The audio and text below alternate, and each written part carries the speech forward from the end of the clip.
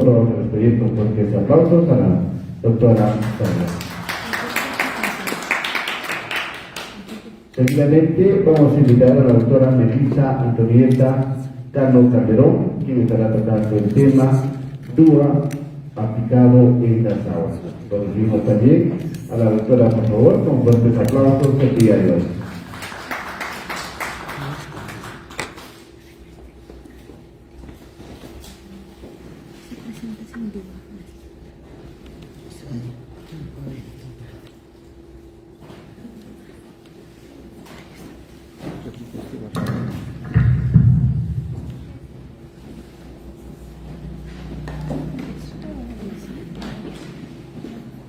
Bien, estimados colegas, primeramente agradecer a la Comisión Organizadora por la invitación a este evento, un evento que considero de suma importancia, y justamente el tema que voy a abordar es uno de los temas que genera preocupación y a la vez también es un tema nuevo para nosotros.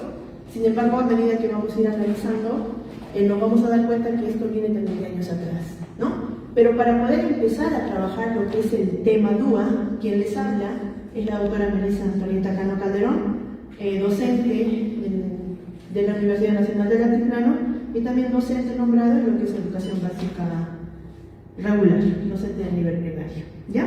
Para poder empezar, estimados colegas, necesitamos motivarnos y el DUA también habla de la motivación. ¿Ya? Voy a invitar a 4 colegas para que podamos pasar aquí al frente. A ver, 4 colegas voluntarios. Vamos, si me apoyan vamos a poder desarrollar de forma más dinámica el taller. ¿Ya? A ver, 4 colegas. Los más valientes, las más valientes. Al frente maestra, vamos, nos vamos un poquito a motivar. La idea es motivarnos. A ver, pasemos maestros. Listo, a ver, nos vamos a ubicar las 4 maestras en el orden que nos queda. Listo, nos ponemos en filitas, a ver, las 4 horas. Vamos, vamos. Listo, ahí está. Así, vamos a cantar. Listo. Mira, para que haya aprendizaje, dice la teoría, necesitamos motivar. ¿Ya? Somos 40. Los 40. A ver, vamos a hacer la dinámica, maestras, del tren de la emoción. ¿Ya? ¿En qué consiste la dinámica? Empiezo yo. Yo voy a empezar con la maestra. Vamos a usar 3 emociones: la alegría, la tristeza y la cólera. ¿Ya? Vamos a empezar con la alegría. Digo yo a la maestra, ¿no? Te vendo mi gallina. La maestra me dice, pica, no pica. Yo le digo, no pica. La maestra me dice, te lo como. Yo le digo, te lo vendo. ¿Ya? De nuevo. Otra vez, ¿ya? Le digo a la maestra, te vendo mi gallina. La maestra me dice, pica, no pica. Yo le digo, no pica. La maestra me dice, te lo como. Y yo le digo, te lo vendo. Fácil. Pero, primero lo vamos a decir con alegría. Felices. ¿Ya? A ver, empiezo yo. Y la última maestra luego también me lo va a ofrecer a mí. ¿Ya? Alegría, vamos. Te vendo mi gallina. ¿Pica o no pica? No pica. Te lo compro. Te lo vendo. Te vendo mi gallina. ¿Pica o no pica? No pica. Te lo compro. Te lo vendo. Gracias. Te vendes la gallina. ¿Pica o no pica? No pica. Te lo compro. Te lo vendo. Te vendo mi gallina. Compro. Pica o pica. No pica. Pellízcalo. Te lo compro. Te lo vendo.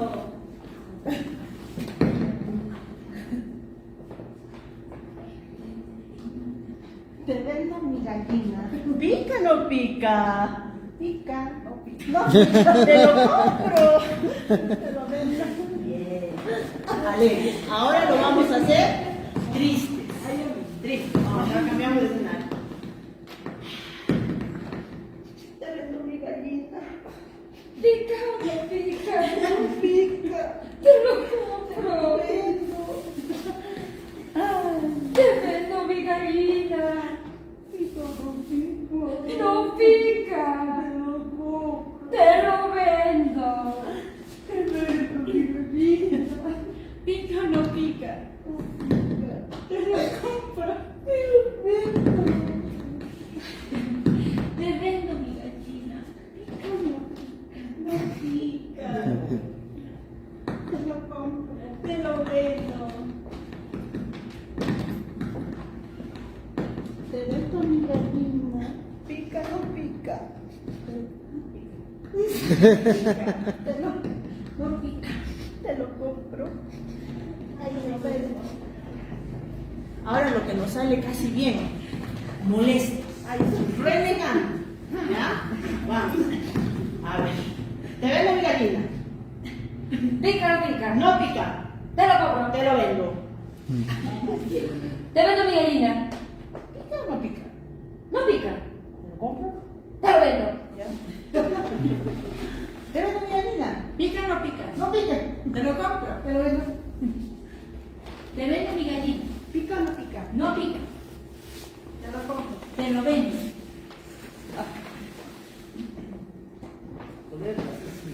Te vendo mi gallina.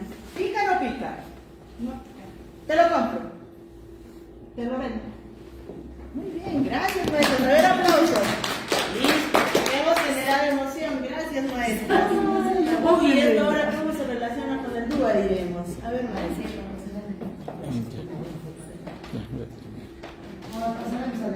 Bien, estimados colegas.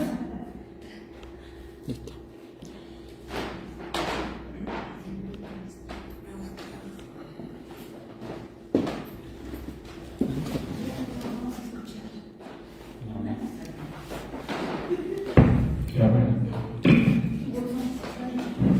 Muy bien, estimados colegas. Muchos nos preguntamos, y de seguro hemos escuchado hablar del término DUA. DUA, maestra, nos hablan bastante del DUA. ¿Y qué es el DUA? Quiero que presten mucha atención a los colores que estamos presentando en pantalla. Tenemos tres colores: verde, lila y color azul. El DUA se representa, vamos a decir, por estos colores y lo vamos a ir viendo en el proceso, ¿ya? Pero quiero que tengamos en cuenta el orden y los colores con los cuales vamos a presentar la sesión.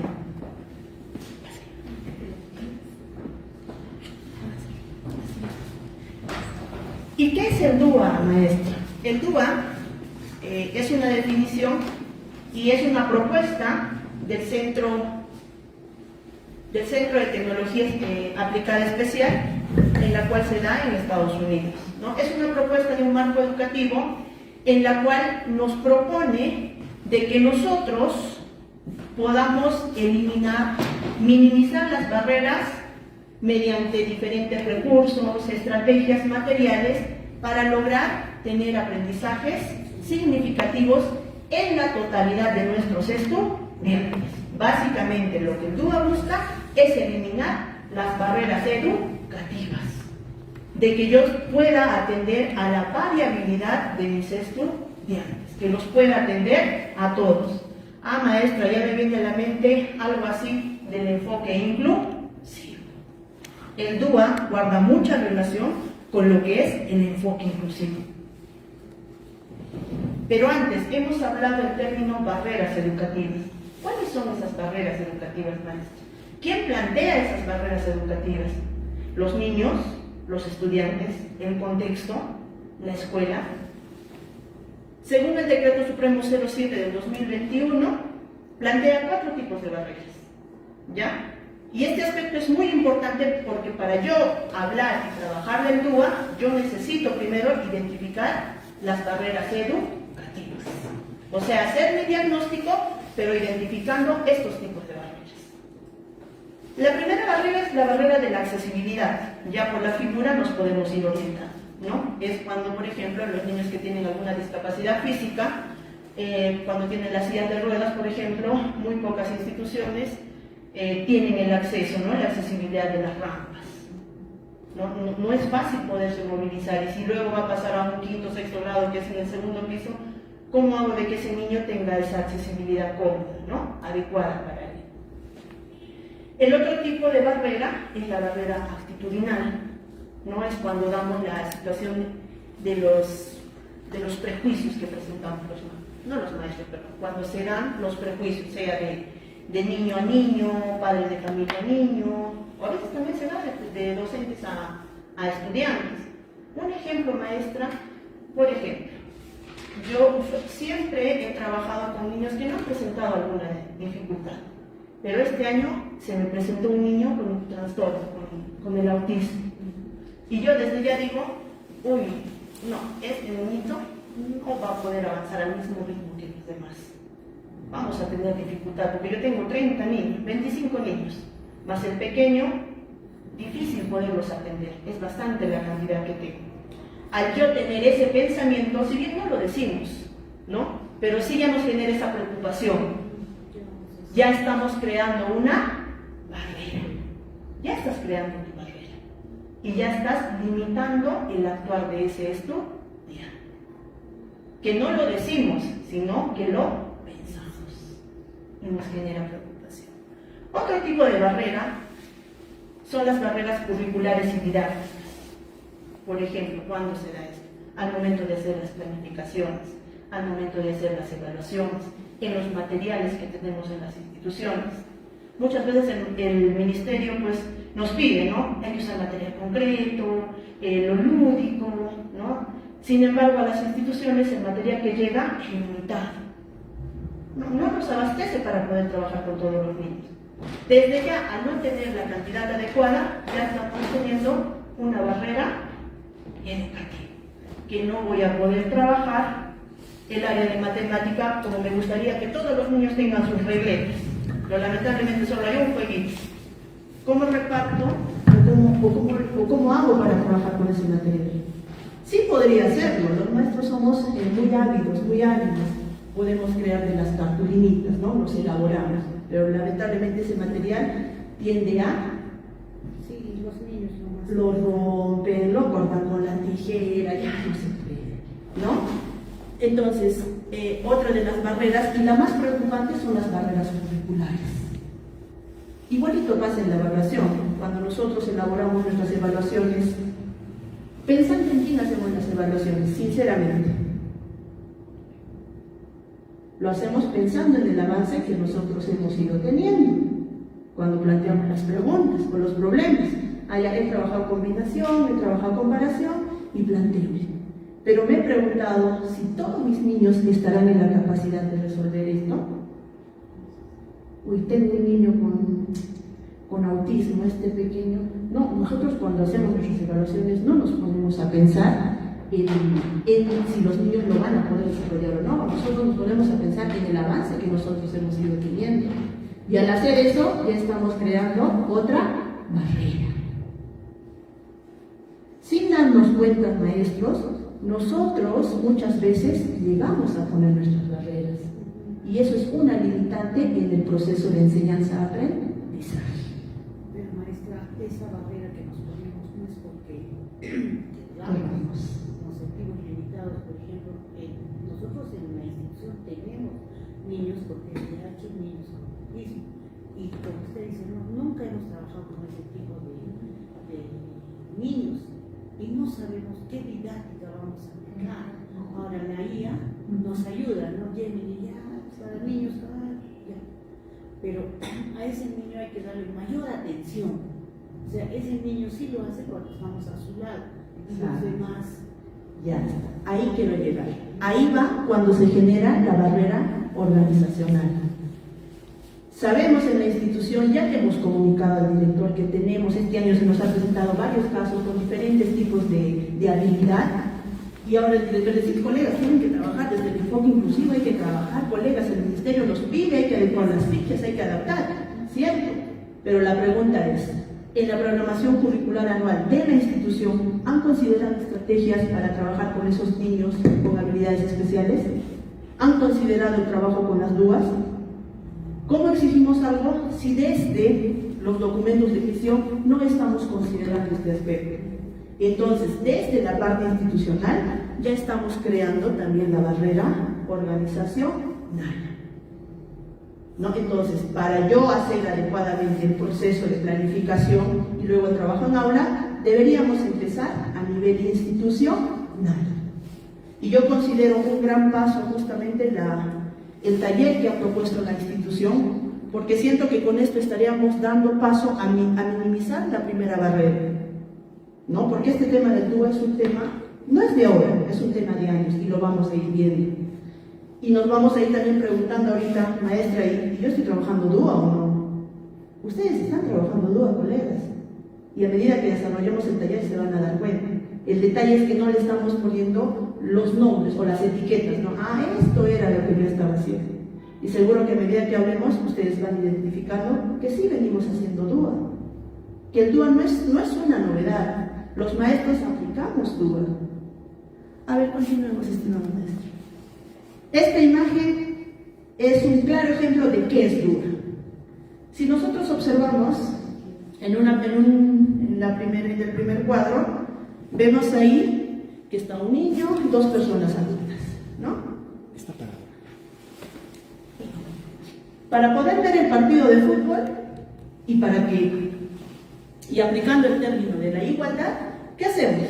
Le estamos poniendo una cajita a cada personaje, pero aún así el pequeño no logra ver. Lo adecuado sería ponerle dos cajitas, ¿cierto? Igualdad. A los tres les ponemos la misma cantidad de cajitas para que puedan ver el partido. Igualdad. Ahora vamos a la equidad. ¿Cuándo decimos que es equidad? Cuando yo atiendo a la persona que más necesita, ¿no? Equidad, perfecto. Al pequeño le pongo sus dos cajitas. Y ahora sí puede ver el partido y lo disfruta. Veamos las manitos. En la igualdad no siempre logramos satisfacer a todos, sobre todo a aquella persona que está en desventaja. Sin embargo, en la equidad sí logramos ser un soporte adecuado para la persona que en verdad lo necesita, ¿no? Como también nos pasa en aula. Pero veamos ahora la imagen DUA.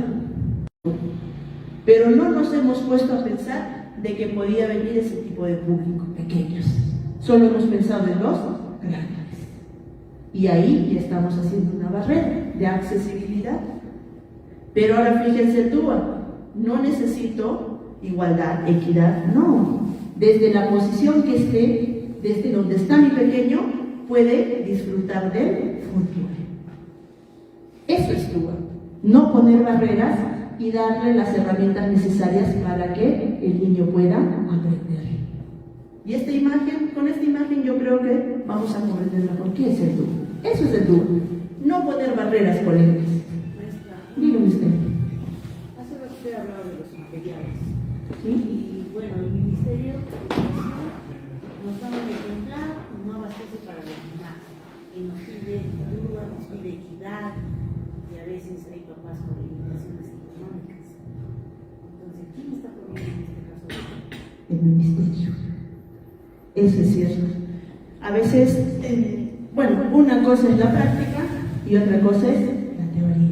Una cosa es cuando estás en la cancha y otra cosa es cuando desde fuera propones hacer algo, ¿no? Por eso siempre decimos que en el ministerio deberían estar maestros que han pasado en aula. Uno que ha vivido, uno que ha experimentado, puede hablar en base a lo que ha visto, a lo que ha vivido. Pero una persona, por muy preparada que esté y no has estado en ese campo, pues no vas a proponer lo que en verdad se vive en las escuelas, ¿no? Entonces, definitivamente, como dice la maestra, eso es muy cierto. El ministerio desde ya, al limitarnos con esos materiales, al darnos no la cantidad necesaria, pues ya estamos creando barreras, maestro. Desde ahí se nos hace un tanto difícil. Sin embargo, he aquí también la importancia del rol de los maestros. No, a veces los maestros tenemos que ver la forma de cómo podríamos hacer, porque en verdad queremos lograr aprendizajes con nuestros estudiantes y tenemos que ver la forma de cómo poder hacer para llegar a ellos. Muy bien, continuamos, maestra. Maestra, y el término DUA, si el ministerio nos habla, pero ¿en qué documento se apoya? ¿Por qué no hay estructuras? Yo he estado buscando y no he encontrado sesiones. ¿Cómo tengo que planificar con lo que es DUA? a partir del Ministerio de Educación, según el Decreto Supremo 07 de 2021, nos señala que vamos a ir iniciando. Para trabajar el enfoque de educación inclusiva, es que nosotros nos estamos apoyando en trabajar con el DUA. El DUA es una primera medida, como aquí bien dice, implementación. Por eso es que a partir de DIFOS, de Perú Educa, el Ministerio está dando cursos, ¿no? Da cursos, porque nos está dando aún las herramientas, las pautas, qué es DUA, qué comprende el DUA, tiene principios, tiene redes, tiene directrices, nos está dando ahorita la parte teórica, porque recién estamos en un proceso de implementación. Pero yo considero, si continúan estas políticas, ya de acá de unos años ya se van a dar estructuras más fijas, ¿no? De cómo en sí hacer una sesión con aspectos muy específicos de cómo es el DUA dentro de una sesión. Por eso es que yo supongo que varios de ustedes han buscado a veces por curiosidad, ¿no? ¿Y cómo hacemos una sesión con DUA? ¿No? Entonces ahorita estamos en un proceso de implementación, de que podamos conocer. Para poder aplicar DUA yo necesito conocer. Si no conozco, difícil, pues ¿cómo voy a aplicar DUA? ¿Cierto? Continuemos con esto. Yo hago una comparación del DUA con el GPS. ¿Por qué con el GPS? Ustedes, por ejemplo, cuando viajan, muchas veces los que manejamos, cuando estamos con el carro y no conocemos un lugar, el GPS es una gran ayuda, ¿cierto? ¿Por qué? El GPS primero te dice, ¿cuál es tu ubicación actual? ¿Dónde estás? Te aparece ahí la siluetita. ¿Y de dónde quieres ir? ¿No? Ya a la Plaza de Armas de Yunguyo, listo, pongo Plaza de Armas de Yunguyo, y ahí me da incluso opciones. Si estás a pie, vas por tal ruta. Si estás con carro, vas por tal ruta, ¿no? A veces cuando hay tráfico incluso hasta te señala zona de tráfico, ¿no? ¿Y cómo esto se compara con lo que es el DUA? El DUA de igual manera. Primero nosotros tenemos que saber cuál es nuestra situación real, qué barreras se presentan en mis estudiantes, hacer un diagnóstico. ¿Dónde estoy? ¿Cuántos niños tienen este tipo de habilidad? ¿Cuántos niños tienen este tipo de discapacidad? ¿Qué limitaciones tengo con los materiales? ¿Qué limitaciones tengo si habrá o no el apoyo de papás? ¿Qué limitaciones tengo si tengo las sillas adecuadas o no? Entonces, primero me ubico en mi espacio, ¿dónde estoy? ¿No? Luego de eso, nosotros los maestros decimos, ¿hacia dónde quiero llegar? ¿Qué quiero de mis niños? Yo quiero que en primer grado salgan leyendo, ese es mi objetivo, que lean. Yo quiero que cuando acaben secundaria ingresen y agarren al colegio más grande. No quiero que ingresen a ese y luego que vayan a ese colegio.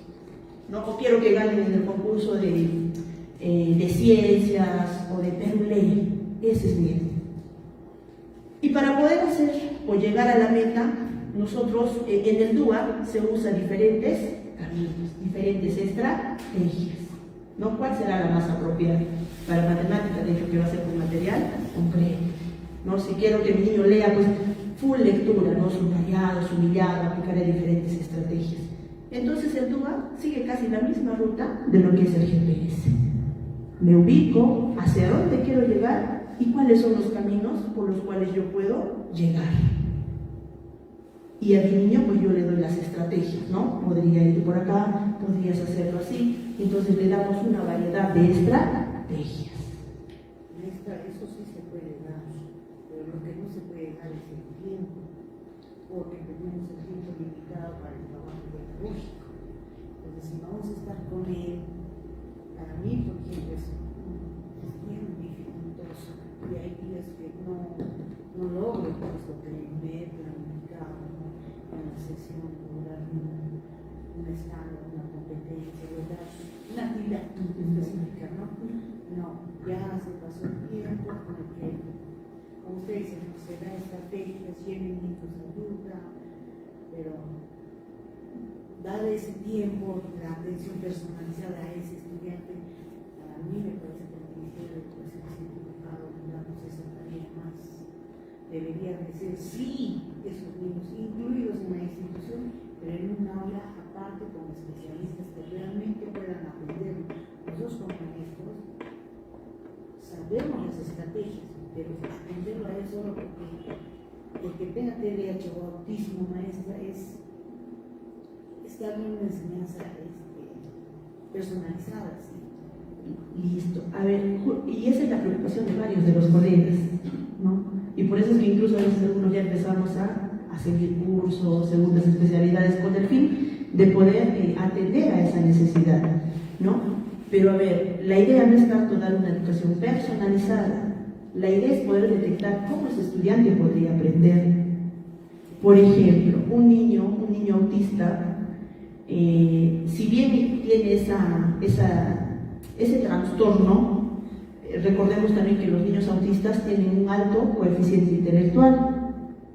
Puede estar muy distraído, puede no mirarte, pero ese niño, si tú le preguntas, el niño te responde. Ahora, hay niños, depende también del nivel de autismo que tengan, si es leve, severo o moderado, ¿cierto? Pero en la educación básica regular están hasta nivel moderado. Los que son severos ya corresponden a la educación básica especial. Dentro de la educación básica regular. ¿Ya? Pero también aquí hay una gran preocupación, colegas, porque muchas veces los papitos no quieren hacer el diagnosticar, y cuando no se tiene un diagnóstico claro, nosotros sabemos que ese niño tiene autismo severo, en sí debería estar en la educación básica especial, pero al no haber pasado ese proceso de evaluación y no estar registrado en nómina, nosotros no podríamos mandar. Y a veces también es una limitante con los padres de familia que son renuentes, ¿no? Y dicen no, o algunos se sienten como que discriminados, me lo estás mirando, te voy a profesora, que me lo estás votando, exacto, así se ve, ¿no? Entonces también aquí la preocupación radica en que los papás no estamos comprendiendo todavía cuál es la atención que nuestros niños necesitan, en verdad, ¿no? Y necesita mucho el aspecto de la sensibilización y explicarles. No es tanto de que el niño sea algo diferente, sino que necesita una atención personalizada, una atención más adecuada para la habilidad o la discapacidad que presente, ¿no? No, en la educación básica especial, hacia ahí es personalizada. En la educación básica regular no podemos dar la atención personalizada por la cantidad de niños que tenemos. En la especial sí. Pero en otro caso no. Por eso es que hablamos de duro. Y por eso tenemos ese caso no especial. En mi caso sí es un especial.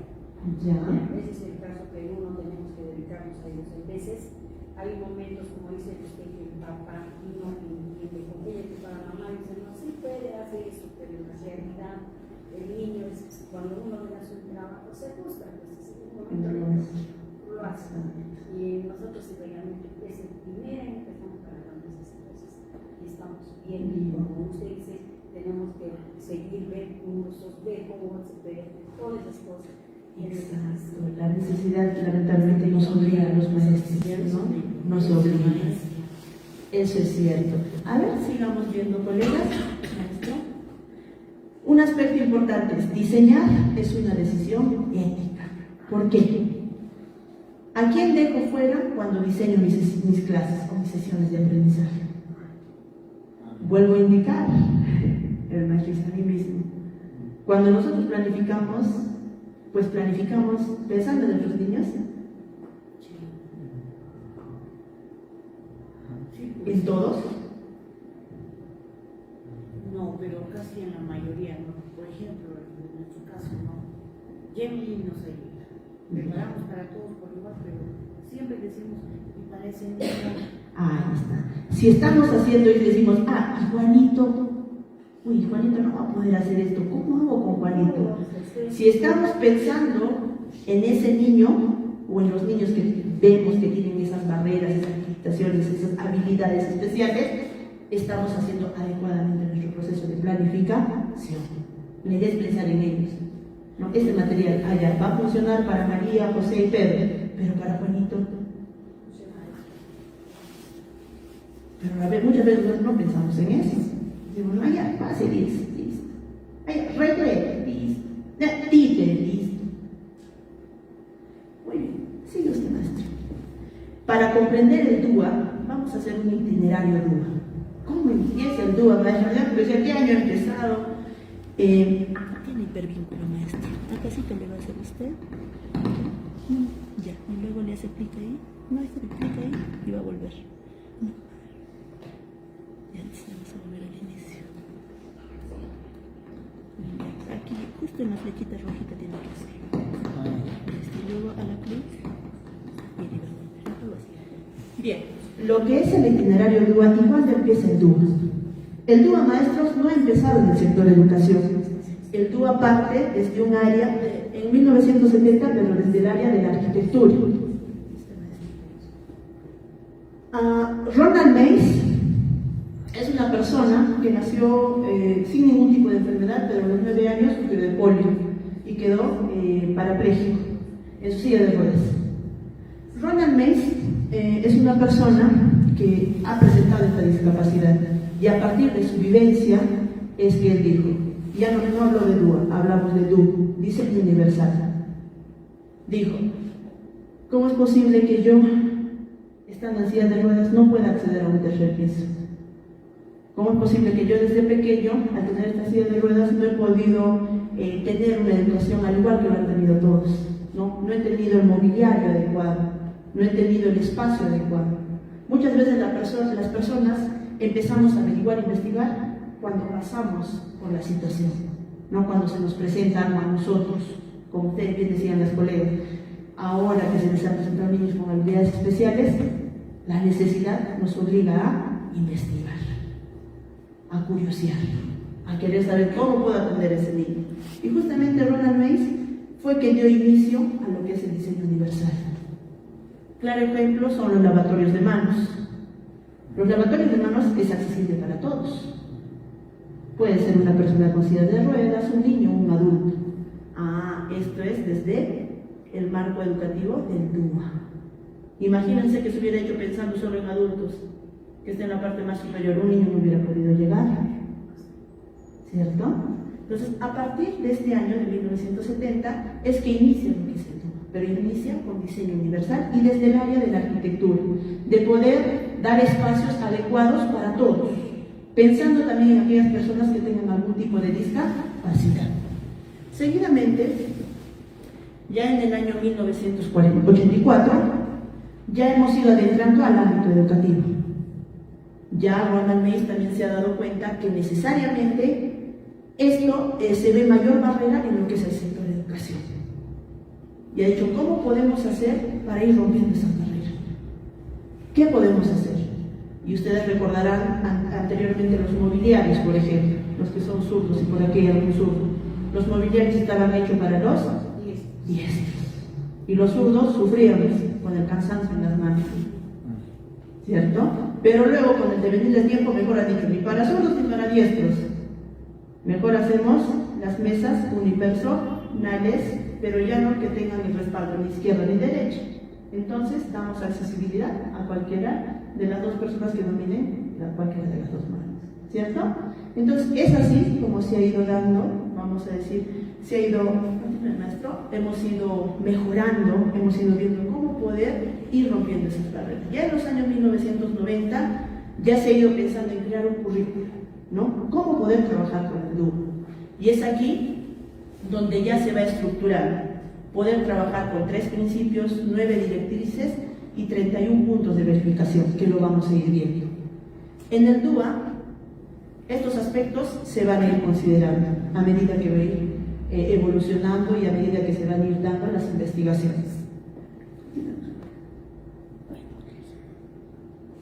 Ya en el año 2000, aquí atentos colegas, ¿se acuerdan que les había pedido que observemos los colores del inicio de la presentación?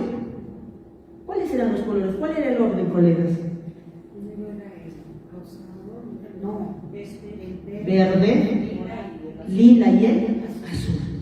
Maestra, ¿qué ha pasado usted? ¿Que se ha equivocado? No. En el año 2000 hemos ido considerando primero el aspecto lila, luego el azul y luego el verde. Y maestra, ¿qué significa el rosado, el lila? Sí, usted colega. Es aquí donde ya ponemos nombre propio a estos principios y son los que van a regular todo el proceso DUA. El primer principio es el principio de proporción de representación. ¿Qué es representación, maestra? ¿Qué aprenden? ¿Qué aprenden los niños? La parte cognitiva, la construcción del conocimiento. El otro principio es el principio de proporcionar acciones múltiples de acción y expresión. ¿Cómo aprender? La parte estratégica. ¿Cómo aprenden mis niños? cantando, bailando, jugando, dibujando, leyendo, recitando. ¿Cómo aprenden? Y el tercer principio, que es el principio del compromiso. ¿Por qué aprender? Continuemos con él.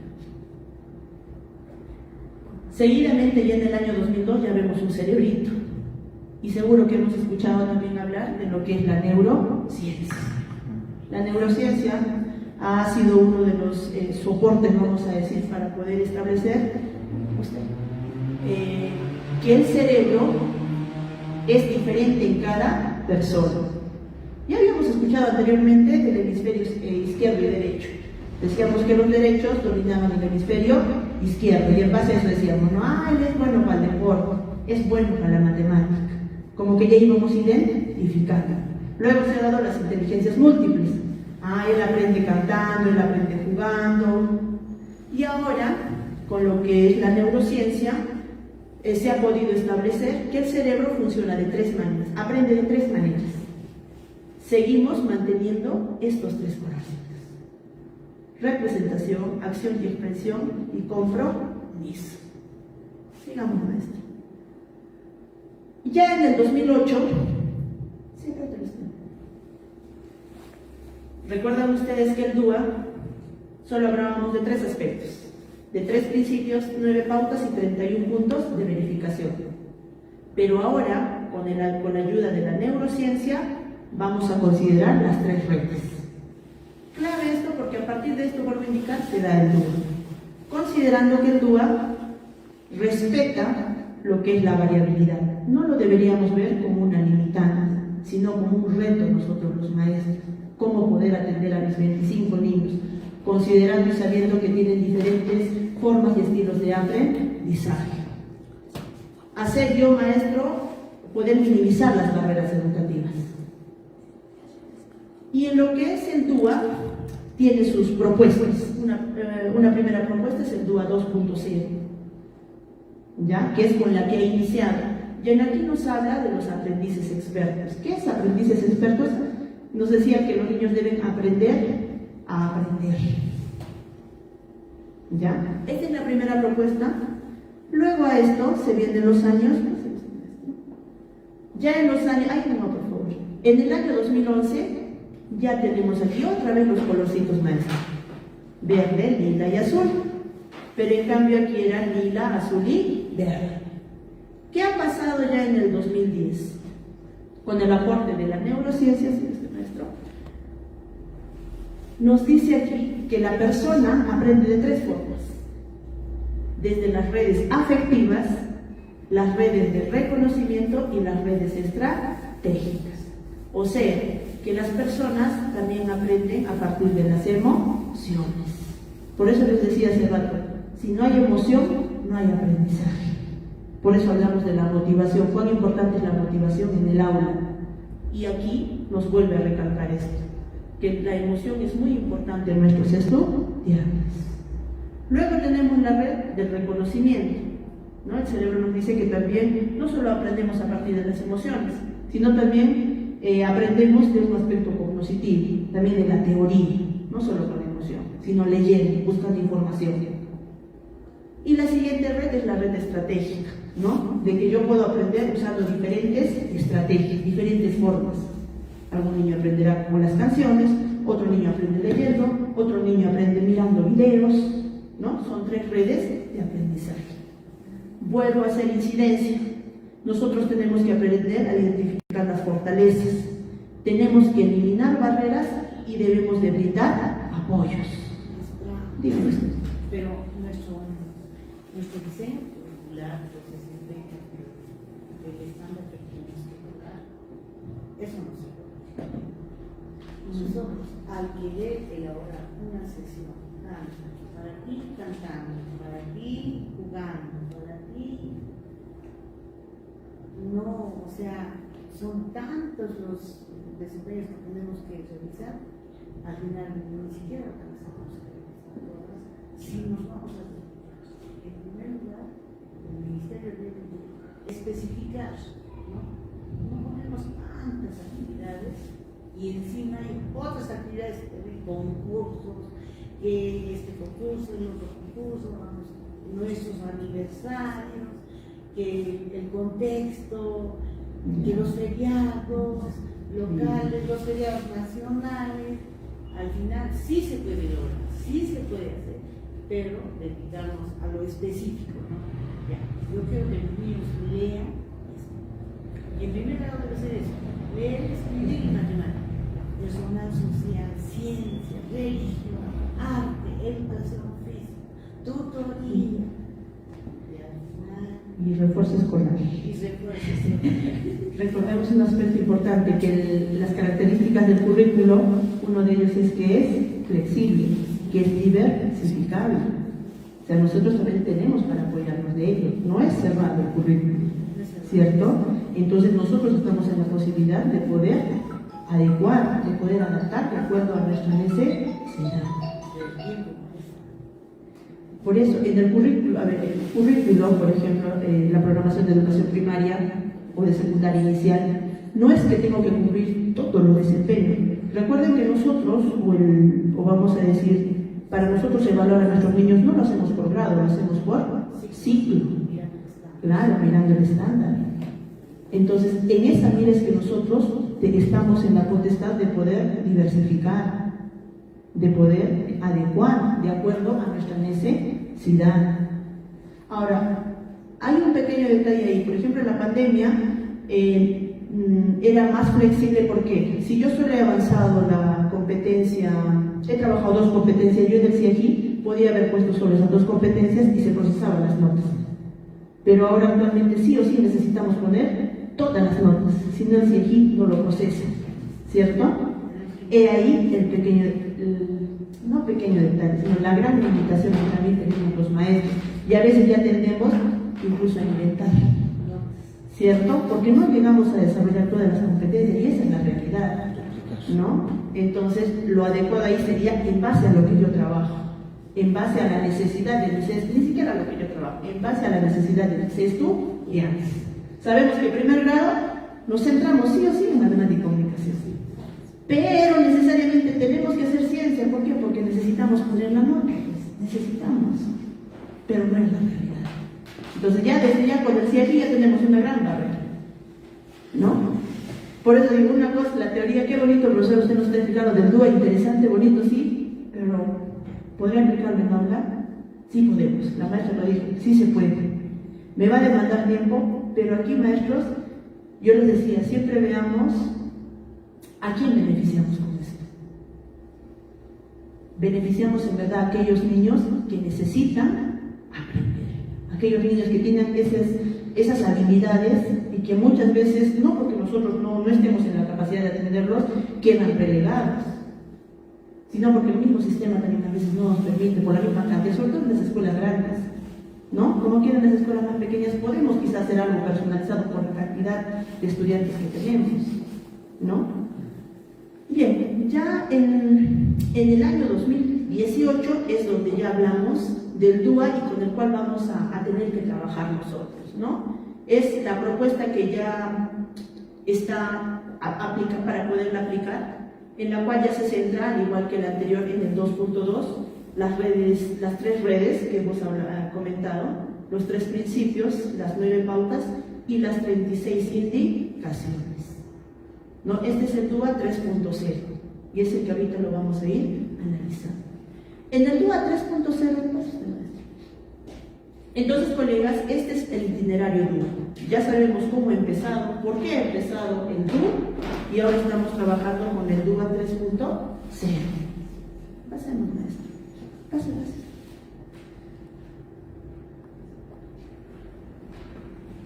Listo, aquí tenemos las 2 propuestas, colegas. Este es el DUA 2.2 y este es el DUA 3.0. Este es el con el cual nosotros deberíamos trabajar. Maestra, entonces esto es lo que yo debo hacer con mis niños, cumplir todo esto para yo decir que estoy trabajando DUA. La propuesta no es tanto así. ¿Por qué es que hemos ido mejorando y pasando al DUA 3.0? En el 2.2 la propuesta era eso, como que hacer un check. A ver, en este compromiso tengo que cumplir esto, era como puntos de verificación. Tengo que ir haciendo esto en mi sesión, esto, y vamos haciendo el check. Sin embargo, a partir de las investigaciones de la neurociencia, se ha dado cuenta que el aprendizaje no es de esa manera. No estaríamos entrando a lo mismo que nos pide por el currículo nacional, cumplir tal, ¿no? Entonces, el DUA 3.0 lo que nos dice es, de acuerdo a la necesidad de tu estudiante, si tú ves que los estudiantes son más emocionales y trabajan más a partir de las emociones, pues yo iré tomando las directrices de este apartado, ¿no? Del principio del compromiso. No, yo siento que mis niños son más estratégicos, gustan de buscar su forma de trabajo, entonces yo iré considerando los aspectos más de la acción y expresión. Entonces no es que es una secuencia o como decir, maestra, junto esto de aquí, con esta directriz de aquí, con esta de aquí, y luego tengo que cumplir la siguiente. No, el DUA no nos pide eso. De acuerdo a la necesidad, a la barrera, al diagnóstico que he hecho de mis estudiantes, es que yo voy a hacer mi planificación. Yo voy a trabajar. A ver, gracias, maestro. Maestra, ¿y eso dónde lo encontramos? Les voy a compartir el material. Igual ayer también estamos siguiendo la capacitación. Ya el maestro, el doctor Lalo, les compartió el DUA 3.0. Es la fuente madre, vamos a decir, a partir de la cual se habla del DUA, ¿ya? Porque es la propuesta que hace el CAS. Entonces, ¿cuál es la diferencia, maestra, del DUA 2.2, del 2.0 al 2.3? Básicamente, en el 2.2 se ha ido eliminando lo que es el aprendizaje experto. Se hablaba del aprender a aprender, ¿no? Y también se hablaba de que sí o sí teníamos que cumplir con todas las directrices, con todas las pautas. Se tenían que cumplir. Entonces era como ir marcando, ¿no? Hacemos esto. Y lo que nosotros no queremos es que los niños se esquematicen, sino queremos que los niños aprendan de forma autónoma, con las estrategias que yo le pueda dar y luego él pueda aplicar o mejorar esas estrategias, ¿no? Yo pueda atender a su necesidad de acuerdo a lo que él puede hacer. Continúa este. Otro de los aspectos es cuestión de términos. Ya no se habla de proporcionar, sino se habla de diseñar, ¿no? Que el niño tiene que ser capaz de diseñar. Se elimina la palabra proporcional para señalar que las pautas son una herramienta que se pueden utilizar tanto por los docentes y por los estudiantes. Recordemos que el DUA no solo es para los niños o no solo para los docentes, los dos podemos manejar un marco educativo para poder trabajar y generar aprendizajes significativos. Para conocer un poquito mejor, maestro, usted nos ha ido hablando de principios, nos ha ido hablando de redes, nos ha ido hablando de directrices, para poder ubicar yo y luego hacer el proceso de planificación. Este es el esquema del DUA 3.0, ¿ya? Tenemos 3 principios, y también lo hemos ido viendo al inicio, ¿no? El primer principio, que es de color verde, es el principio del compromiso, que se relaciona con la red afectiva de las emociones. Luego tenemos el otro principio, que es el principio de la representación, que se relaciona con la red de reconocimiento. Luego tenemos el tercer principio, que es de acción y expresión, y se relaciona con la red estratégica. ¿Ya? Son 3 principios: compromiso, representación, acción y expresión. ¿Cuáles son las tres redes que hemos ido hablando? La red afectiva, la red de reconocimiento y la red estratégica. ¿Ya? Las directrices son 9 directrices que tiene el DUA. 1, 2, 3, 4, 5, 6, 7, 8, 9. Como decir, ¿qué es lo que debo trabajar en este aspecto? ¿No? En la primera directriz tenemos, por ejemplo, la aceptación de intereses e identidades. ¿Ya? Lo vamos a ir viendo posteriormente a mayor detalle, pero quiero que nosotros identifiquemos cuál es la estructura del DUA.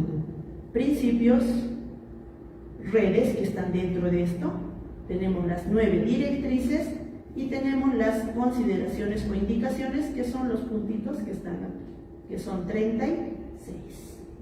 Son las indicaciones, aspectos más específicos de cómo yo podría trabajar en DUA.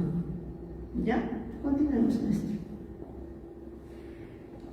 A ver, vamos a analizar a más detalle para poder comprender, maestra, por favor. En lo que es el DUA 3.0, en la parte izquierda tenemos 3 indicaciones. o vamos a trabajar desde tres aspectos: desde el acceso, desde el apoyo y desde las funciones ejecutivas. O sea, ¿cómo debo empezar? ¿Qué debo hacer después? ¿Y qué debe lograr mi niño? Ahora yo les decía, no es que es algo secuencial, no es que primero hago acceso, apoyo, no. Si yo considero que mis niños, por ejemplo, tienen mayor necesidad de poder trabajar más el hecho del apoyo, entonces me voy a apoyar de esos espacios, ¿no? Mis niños tienen facilidad para el acceso, entonces lo que yo más necesito es trabajar las funciones ejecutivas, entonces considero ese apartado. Por eso les decía, no es hacer un check-in, ¿no? Cumplo acceso, ahora paso apoyo, o he cumplido en este principio, ahora paso a este principio, no. Es de acuerdo a la necesidad. Sigamos. Y este cuadrito o esta parte de lectura, ¿en qué lugar también de nuestra sesión está? Lo vamos a ir viendo, ¿ya? No hay partes específicas en sí. Por ejemplo, a ver, en apoyo, aquí podríamos decir que es en la parte del desarrollo, porque es donde construimos el conocimiento. ¿Cierto? En lecciones de aprendizaje, en la construcción del conocimiento. Si queremos considerarlo de esa forma. Ahora, si fuera el acceso, es cuando iniciamos la sesión. ¿Y en qué parte lo estaríamos haciendo? En el inicio, en la motivación, saberes previos, ¿no? Y las funciones ejecutivas estarían también dentro de lo que es la parte del desarrollo.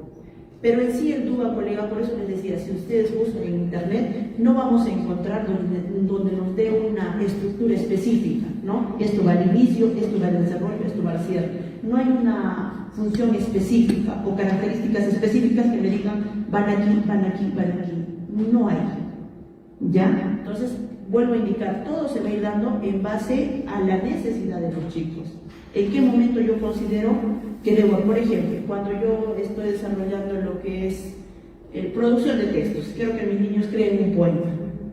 ¿Ya? ¿En qué momento, maestra, ahí interviene el DUA? ¿Cómo podría aplicar el DUA en esa sesión de aprendizaje? Ni idea, maestra, no sé por dónde empezar con el DUA, ¿cierto?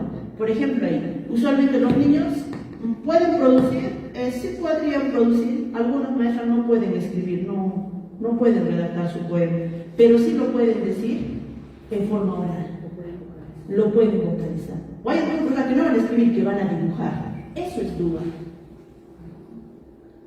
Yo ya sé que la barrera de Juan es que todavía no escribe, pero ese niño me lo puede decir en forma oral. Exacto. Yo sé que María no escribe, pero me lo puede expresar dibujando. Me puede expresar su dibujo con imágenes y me representa el poema. Eso es DUA. Por eso les decía que no hay una estructura fija para hacer DUA. Continuemos, maestro. Para entender un poco mejor. Empecemos con el acceso. ¿Se acuerdan que hemos dicho que en la parte izquierda hay tres aspectos? Acceso, apoyo y... acceso, apoyo y funciones ejecutivas. Empecemos con el acceso. Empecemos con el acceso y con el primer principio. Como profesora, ¿cómo puedo desarrollar este primer aspecto? Para yo desarrollar este primer aspecto me pregunto, ¿quién siente que su opinión no es escuchada? Y digo, acoger con agrado intereses e identidades. El niño se tiene que sentir escuchado. Exacto. Si usted está escuchando a su niño, porque el niño no, yo, ya, nadie más me va a ganar la orejita en ese recreo, ¿no?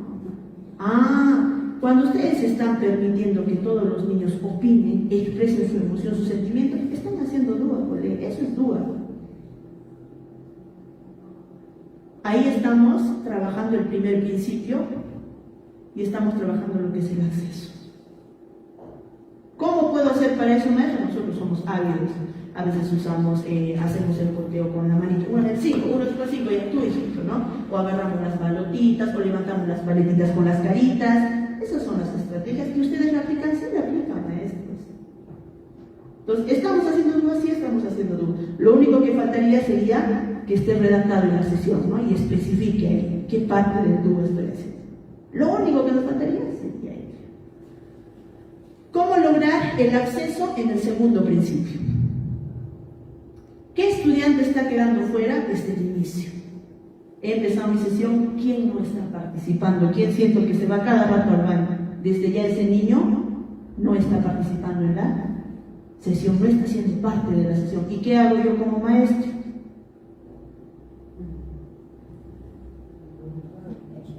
Tenemos que ver la forma de involucrar, ¿no? ¿Eso qué me demandará? Que tendré que volver a explicar, lamentablemente. Pero si nosotros no hacemos eso, no estaríamos trabajando desde el enfoque inclusivo. Lo estaríamos dejando y ya sabemos cuál va a ser al final del año. ¿Qué va a pasar? Probablemente va a repetir, va a sacar B, ¿cierto?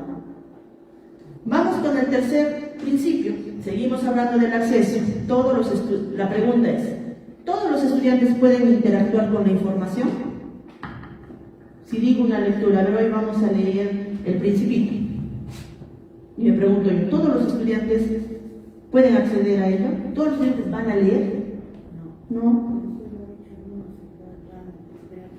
Que tú les cuentes, que tú lo leas. Y peor si les decimos, ahora marquen. Marcamos cualquier cosa. Y cuando revisamos, C0005, ¿cierto? Y ahí es donde nosotros tenemos que interactuar.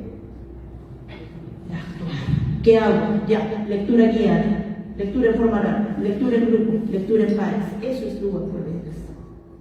Entonces, en el acceso, en el primer aspecto de acceso y considerando los 3 compromisos, yo tengo que considerar la participación de todos, involucrarlos a todos, hacer que ellos expresen sus emociones. Yo tengo que estar muy atenta al hecho de que todos se involucren en la sesión y también tengo que estar atenta a que los niños todos puedan usar el material o recursos que les estoy dando, de que todos puedan participar. Pasemos por ello. Vamos al segundo aspecto, que es el aspecto del apoyo, ¿no? Ya hemos hablado del acceso, ahora del apoyo. ¿Qué hacemos en el apoyo, maestro? En el primer compromiso nos preguntamos, ¿cómo es el feedback que ofrezco a mis estudiantes? Cuando yo siento que mi niño no aprende, ¿qué cosa hacemos nosotros los colegas? Retroalimentación, ya la colega lo dijo. Aquí es básicamente, colegas, aplicar la retroalimentación y sobre todo la retroalimentación por descubrimiento, ¿cierto? En el segundo aspecto del apoyo, que es el segundo principio, nos preguntamos, cuando asumo que todo el alumnado ya ha comprendido el tema, ¿estarán todos en verdad comprendiendo? No. ¿Qué hago ahora yo? Tengo que ver la manera de qué lenguaje usar, trabajar con símbolos, qué materiales usar para poder construir en verdad el aprendizaje del estudiante. Vamos con lo que es el tercer compromiso, ¿no? La red estratégica. Si solo acepto el formato tradicional escrito, ¿a quién excluyo? Ya todos vamos a escribir un poema, seguimos con la producción de textos. ¿Todos van a poder escribir? No. Y el que no va a poder escribir, ¿qué va a pasar? Se siente mal, ya la persona le va a poner seguro una carita triste. Su mamá va a venir y te va a reclamar porque le has puesto, profesora, mi hijito no aprende, ¿no? Nada, siento que no está aprendiendo, no avanza en el cuaderno, no copia. Entonces, ahí es donde ya empezamos a ver lo que es la expresión y la comunicación. Pasemos, colega. Ahora vamos a las funciones ejecutivas. ¿Qué hacemos en las funciones ejecutivas? Si solo evalúas pruebas escritas, ¿qué mensaje transmito sobre lo que significa aprender? ¿Será la única forma de evaluar en forma escrita? No, y usualmente nosotros lo hacemos más en forma escrita, porque hay que tener evidencia, ¿cierto? Pero hay otras formas de poder evaluar. Hay niños que pueda que no te escriban en un examen, pero que si tú empiezas a conversar, ese niño te da mucha información. Incluso cosas que nosotros sabíamos, el niño ya iba investigando. Entonces, nosotros hay que tener, y hay que ser muy observadores para ver cómo evaluamos a nuestros niños. Una prueba escrita no siempre te va a dar, no siempre te va a demostrar si un niño ha aprendido o no. Puede que un niño te resuelva un problema usando base 10. No lo va a hacer en la hoja, pero con el base 10 te lo demuestra y te explica. Y muchas veces nosotros no llegamos a evaluar eso. Con el segundo principio nos preguntamos, si solo evalúo la memoria y la repetición de contenidos, ¿estoy realmente comprobando la transferencia? No.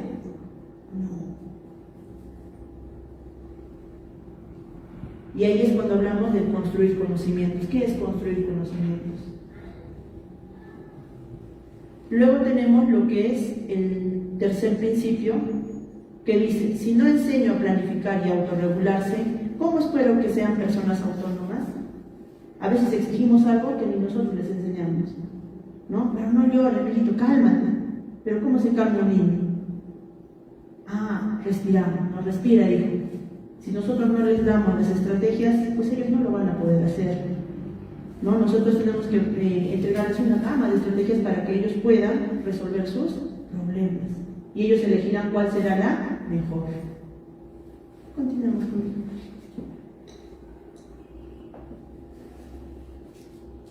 Para trabajar en DUA, nosotros necesitamos estrategias. Ya los colegas lo han manifestado, ¿no? Ayer han trabajado el Gemini. Y como el Gemini hay muchas estrategias para poder trabajar lo que es el DUA. Y ahora en estos tiempos, cuando hablamos de los nativos digitales, pues los niños ya son ávidos con las TICs. Ya un niño de 3 años ya está con su celular, está jugando bien en el celular. A lo que en nuestros tiempos, nosotros nada, pues, ¿no? E incluso hasta ahora nos es una limitante las TICs para algunos, cuando quisiéramos, pero ya es un poco más difícil. El cerebro también pues ya está bien madurado y se nos hace difícil. O si aprendemos algo, vamos a casa y ya no lo podemos manejar bien la computadora, ¿no? Entonces, una de las estrategias que aquí les propongo son estrategias más enfocadas en las TICs. Por ejemplo, para captar el interés, usamos el splash, el friction, el flip. Sin embargo, ustedes conocen estrategias mucho más innovadoras. ¿Saben cómo ustedes motivan a sus niños? ¿Cómo hacen una motivación con sus niños? Pausas activas, cantando, bailando. Perdón, maestra. Ya recordamos, a veces lo hacemos jugando, ¿no? O con preguntas, repreguntando. Eso es DUA, colegas. ¿Cómo capto el interés de mis niños? Con las paletitas, cantando, una pausa activa. Ahora realmente lo que usamos son las pausas activas, ¿no? ¿Cómo poder mantener el esfuerzo y la persistencia de mis niños? Ya, los he motivado, pero yo quiero que estén atentos, yo quiero que ustedes estén escuchando, que estén aprendiendo. ¿Qué usamos? El Mentimeter, el Classroom, el Padlet, el Kahoot, el Quizzes. Son estrategias mayormente enmarcadas en las TICs. Pero ustedes también tienen estrategias en aula. ¿Cómo sigo manteniendo la atención de mis niños? Ya les hacen parar un ratito, no sentados, parados, ya vamos un rato a dar una vueltita, ¿no? Y empezamos a correr, o cantamos, o seguimos con las pausas activas. Pues son las estrategias que nosotros usamos para seguir manteniendo la atención. Entonces, si nosotros vamos evaluando, colegas, y con la información que hoy se les está compartiendo, vuelvo a señalar, ¿ustedes hacen DUA o no hacen DUA? Estamos trabajando, son estrategias, son pautas que ustedes vienen trabajando en aula. Solo aquí, maestros, hay que ser muy observadores e identificar cómo nuestros niños pueden aprender. No todos te van a crear un poema en forma escrita y con texto. Yo tengo que ver cómo me lo va a hacer María, cómo me lo podría hacer Juan. Eso es DUA. Si tú logras que todos te presenten su poema, no será escrito, alguno lo hará con imagen, alguno te lo dirá en audio. Algunos hasta tienen vergüenza, entonces se pueden grabar su audio sin escuchar. Eso es DUA. Y entonces al niño presentarte el poema, pues probablemente todos van a sacar una A, una D, un 18, un 17, porque todos han presentado su poema. Pero si nosotros nos encerramos y decimos, no, todos escrito con 2 estrofas, si no, pues va a haber niños que no lo van a hacer, y ya sabemos que no te vamos a poner. Y se van a empezar a en un videíto, en un dibujo o en un texto. Entonces, DUA, colegas, no es algo ajeno a nosotros, ¿no es usted, maestra? Y así como en este compromiso, en el siguiente compromiso también. ¿no? Para la percepción presentamos el Genially, para el lenguaje y símbolo el Dictapicto, que por cuestiones de tiempo no les he podido presentar, pero son pequeños software que uno puede descargar en el celular y sobre todo se aplica para los niños autistas, porque los niños autistas son muy poco expresivos, no te dicen fácilmente, no son fácilmente de entablar confianza con personas ajenas.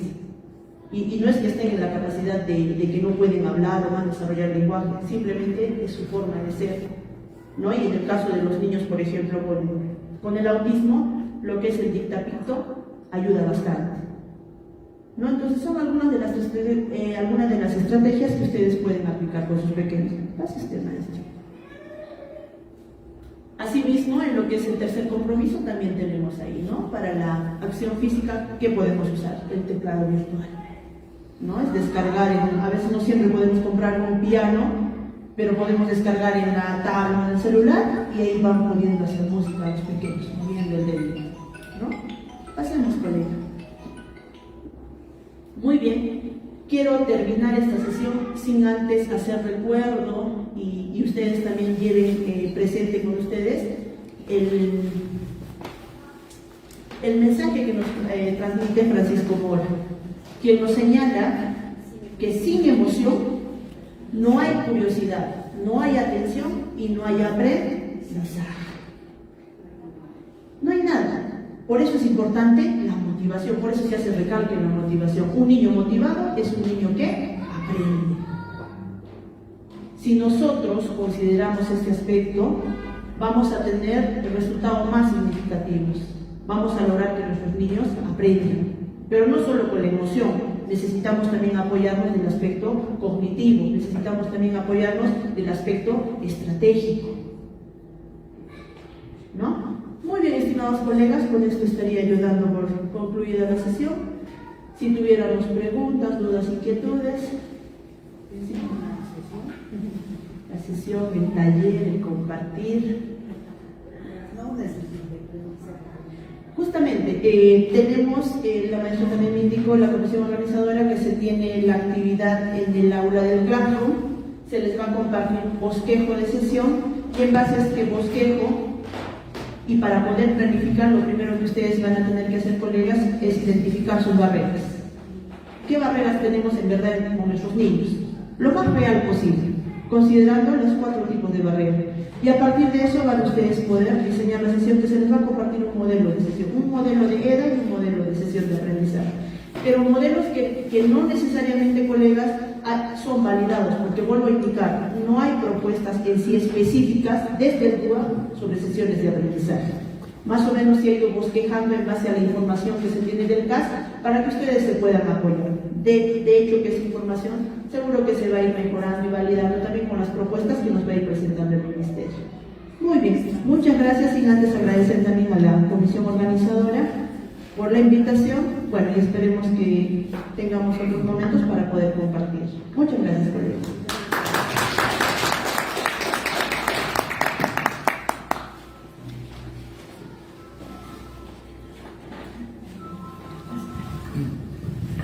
Sí.